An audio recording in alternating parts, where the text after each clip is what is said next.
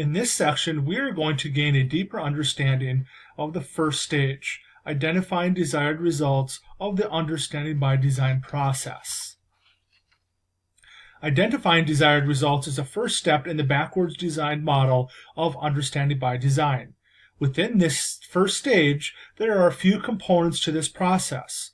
We will focus on those activities in this section before we move on to the last two stages of understanding by design. The first stage of the understanding by design process is to identify the desired results.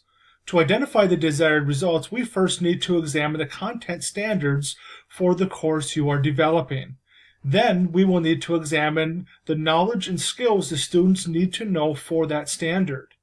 As we examine the knowledge and skills the students need to know, this will help us learn more about what the students need to understand, going beyond the surface level knowledge of the content standards. To help get the students beyond the surface level knowledge of the content, we need to develop essential questions. Essential questions will guide the students and take the students beyond surface level knowledge to truly understand the content we are teaching.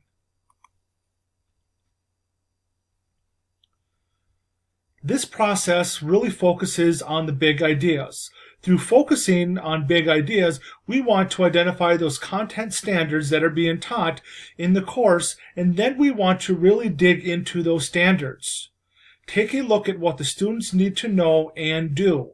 We do this by unpacking the standards to give us a stronger understanding of what the students will learn within the unit. Essential questions are another big component of our identifying desired results. Essential questions help us frame what the students will be learning. This really gets at the heart of the big idea for each unit throughout the course. As we continue to learn about identifying desired results in the next two sections of the training, we will dive deeper into unpacking standards and essential questions.